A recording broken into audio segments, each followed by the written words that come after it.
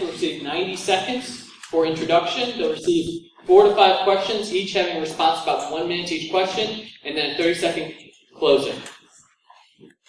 Okay, if I could have you begin with your 90-second introduction. And again, our timer is right here in the middle. Susan Garber has been very kind. She will hold up a 10-second warning when you're down at the last 10 seconds. Okay. Great. Good evening, everyone. It's a pleasure to be here. It's a real pleasure in particular because this is home turf for me. My children, all 3 of them, went to this school. And our family made a real commitment to public education and making this school the best it could be while we were here and beyond. As a matter of fact, the school, of course, just had a renovation that was completed, and about a $15 million renovation. I'm happy to say about $6.8 million of that came from the state, which I actively worked to secure for this community. There's a lot of great things going on in this community. One of the best things that I've seen happen recently is what happened at Carol Baldwin Hall. And I had the opportunity to work with Citizens Group who maintained Carol Baldwin Hall and was able to get the money with their sweat equity. And the combination has really turned into something really amazing. There's other good things going on. The library renovation that I'm sure you all have seen recently. When that was first proposed, the county was going to essentially put in new carpet. And at the time, Jen Tarasi, your councilwoman, and I got together and said, that's not good enough. It's not good enough for this community. And so we went to the county executive and we got a tremendous renovation. Go over there and take a look at it. It's an amazing facility. That's the kinds of things that I'm involved in, helping this community. And I hope to earn your vote again. Thank you. Jody, Venkatesan, State Senate. I just want to say thank you for the Savage Association for putting this on. It's an honor to be here. And the PTA. This is not about party, it's about people. And you deserve better. You deserve better in a lot of ways. One, I want to serve you and only you. Not be a special interest career politician, but a citizen servant. I was a U.S. Army veteran, honorably discharged with the 902nd MI group, and I want to serve you. Second, as an auditor, being an internal and external auditor, I want to find the fraud, waste, and abuse in Annapolis. It's rampant. It's rampant. And it hurts our families. And third, I love playing softball with my kids. They're just awesome. We play with Savage over here all the time, either baseball or softball. And then it's great to serve the least in our society. That's what this is about. And I'll tell you this, I've door knocked almost 100% of this district personally. People are hurting. They're telling me that. They say, be firm, stand for us. And that's what I'll do. Jody, if I can have you keep the microphone, you will have 60 seconds to answer this question. What incentives, if any, would you pursue for renewable energy and sustainable development? Well, one, I hope you all know this, I love solar. I have solar panels on my house. It's kind of cool because it's kind of neat when my son says, hey, Dad, we produced kilowatts today. You know, when it's really sunny up to 30 kilowatts. We're at about 108%, at least that's the way it was designed, to have solar panels on our house on both sides. We just put a new system in this year, in fact. We doubled our capacity. I think we should look at all renewables, a portfolio of energy, to find ways to do it. Sustainable energy is great. It's exciting, and it's fun to see it happen. It's great to see our electric bill just drop, because our electric rates have gone up under our incumbents and special interest politics. Career politicians have hurt us. This is what this party has given us in the state leadership. This is what it's hurting families. It's hurting families all the way. And that's something we need to stop, and we need to do better there. In terms of that, I've been endorsed by FIXO on the referendum and the budget, in terms of also the bill that didn't even see the referendum in this county. Equally on the ethics star and also on the good government slate here in Savage. So I have been working on incentives for years. As a matter of fact, when I was on the county council, the last bill I did before I went to the state legislature was a tax incentive for homeowners for solar, and I'm glad you've taken advantage of moving in that direction. I used to be, years ago, the state director of the Maryland Sierra Club, and for those who don't know, that's an environmental organization that's involved with clean water, clean air, renewables, all those things. And so I have worked on countless different types of programs to see the portfolio actually perform and do well in the state. It's a complicated thing. It's a complicated thing because of the free market. One of the things that we need, I believe, to do is to continue to encourage these things, because sometimes the free market doesn't always catch on. But it did in this case, and the good news is that we're seeing some real benefits of it. Next question. Are we seeing results, and this one will be for you guys, are we seeing results from the Maryland Health Initiative? What is working, what isn't? Okay. Well, there's two things. There is the website, which obviously has had its share of problems. And I believe that we're moving in the direction of getting that fixed. And I certainly hope so when we begin the November program, the rollout again in November. I'm very hopeful that that'll be better. There's an audit going on right now. And that audit is both a financial audit as well as a performance audit. It's been decided upon the legislature to go through with that, and I'm hopeful that we'll actually learn some good lessons along the way there. In terms of the performance of the program, the good news is that of the 5+ million Marylanders out there, 500,000 of them now have health care through this program that didn't have it before. And it's real, and it's making a difference.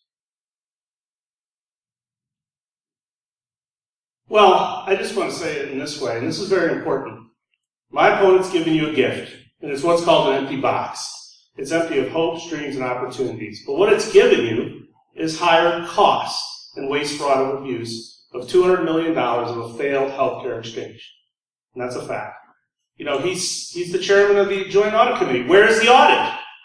It's as if we're working on it. Well, we wasted $200 million that could have been used in education, roads, the environment, and all these other things.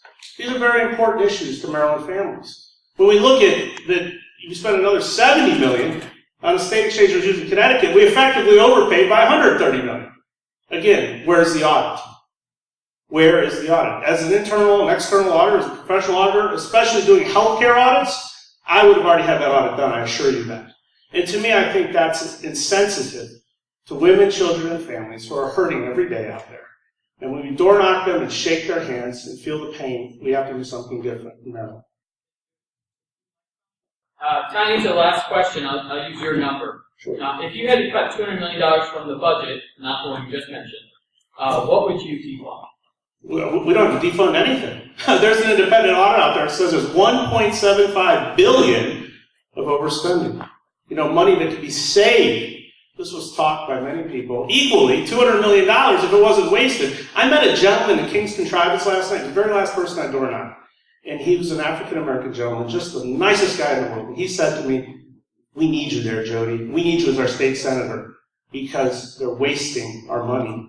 They don't need to raise our taxes and hurt women, children, and families. They're hurting us." There was no reason to levy a higher gas tax. It's a regressive tax on women. My opponent calls them a progressive. They say I'm a progressive tax person. That's not. That's a regressive tax. It hurts the poor. That tax should be repealed. It's insensitive to women and children and families who want to go to work and go to soccer and do the right thing. They underfund the transportation fund. They've underfunded the Chesapeake Bay Fund. And they underfund teacher pension funds. And that's wrong. So I think the question was, where would I cut $200 million? Correct. Okay. So the reality is that we've spent a lot of time over the last 8 years during this recession making a lot of cuts. And I have to be very clear about this. What I mean by cuts is there are pre-programmed formulas for a lot of things that we care about in society that automatically increase. For instance, education is the biggest one. Right? It's the biggest part of the budget. It's clearly over 50% of it. And so the Thornton Commission said that we needed X number of dollars to do a good job with schools. Well, as part of that, there are inflationary factors. There are per pupil increase factors. So when I say there's cuts, I'm going to be honest with you. There have been actual increases in the budget. But the increases that we sort of cut, we've tried to slow the rate of growth. And that's what I mean. And so beyond that, beyond slowing the rate of growth, I'm not interested in any additional cuts right now, because right now we need to keep providing the quality services that we have in Maryland, particularly with our schools. Thank you. The next question, and this will be the last one for this segment, is what would you do to resolve the issue of unemployed and underemployed citizens in Maryland? So, unemployed and underemployed citizens in Maryland. So, there's a couple factors that I think we need to consider. And first off, government can't do everything. What we're trying to do, I think the best that we can do, is to create a framework in society where people can succeed. And I'll tell you, one of the best ways that they can succeed in this community is with our community college. We've made an incredible investment in community college. Every year we've got a new program in health, we have a program in arts, we have a program just about everything there. We put significant investment, and it's paying off. You know that 1 in every 4 children that go to college from Howard County end up going to Howard Community College. It's a great investment. The other thing we have to do, and I don't have much time, this is a long subject, but it has to do with what we need to do with technology transfer and the ability to get our university system producing real output that we can then commercialize. And that's a long discussion. I'd be happy to have it sometime. I think it's very important is our incumbent politicians, or special interest politicians, need to stop making excuses. These are excuses. Maryland's unemployment rate is now 6.4%. It leads the national average. That is paying for women, children, and families. While they increase the rain tax, while they increase the gas tax, while your kids are bussed all over the county and in trailers that are unsafe, there's something wrong here. It's broken, and we see it. This is what special interest politics does to you. This is what career politicians do to you. Check the finance report. This is not good stuff. We have to do better. I door knocked a lady right over here in North Laurel. This is unbelievable. She said, my husband just lost her job. This is painful. My husband just lost her job. I'm losing my job. My son went to the University of Maryland, has a degree in chemistry, and can't find a job. Now that hurts. That's what these policies have done to women, children, and families. And we have to do the right thing. They deserve better. They deserve our attention, and we need to do right for them. And you'll get the opportunity for closing comments now, which is 30 seconds. That's it. Absolutely. That's what I say. I just want to say thank you. Thank you so much. Our kids deserve priority access to Maryland 4 universities. They deserve not to learn in trailers.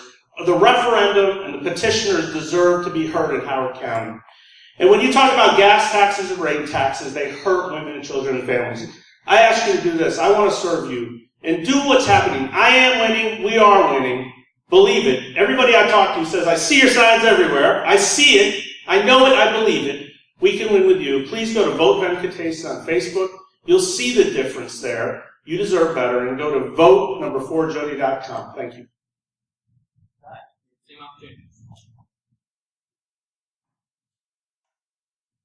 So, we've heard a lot of name calling tonight from my opponent today. And I'm just going to address one of them. Because it's a real one. Because you don't know me. You don't. But you're willing to put a lot of labels on me. So, years ago, when we were raising a family, we decided that what we were going to do is my wife was going to stay at Goddard and work there, and I was going to be available to get the kids off the bus in the morning, get them on the bus in the morning, get them 1 in the morning, off in the afternoon. I decided that I was going to enter some public service and really try to do some good in this community. That's real. That was a real family decision. And I appreciate you staying out of my family decisions. Because my family decision was to raise a good family, to do my best as a dad, and then to serve my community. If you think that's a career politician, I don't know. Thank you very much.